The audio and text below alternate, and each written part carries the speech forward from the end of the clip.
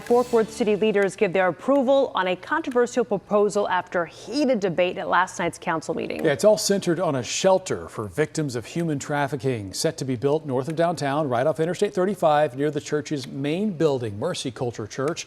You can see here it does back up to a neighborhood. Our Tiffany Liu is live in Fort Worth right now. And Tiffany, that meeting had council members and the public very upset and up late. Now, ultimately, they decided to give it the green light.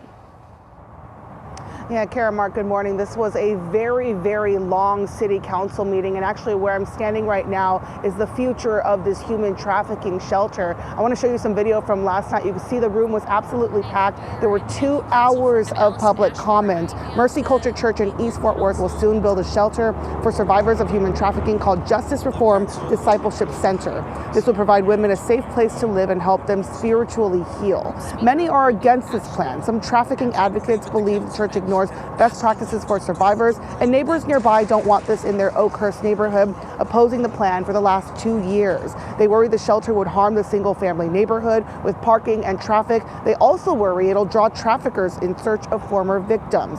The church, in response, promises to add parking spots, 24/7 security, and a fence. And the shelter finally got approved 6-4 by the Fort Worth City Council after 73 people had something to say about it.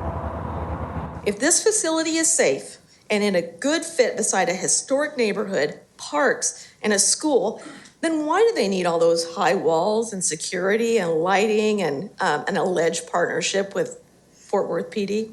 I and many others that live in the neighborhood are in full support of the justice residences being built. We want to partner with you, Mayor Maddie Parker, with you, council members, and the city of Fort Worth to see the end of human trafficking in our city.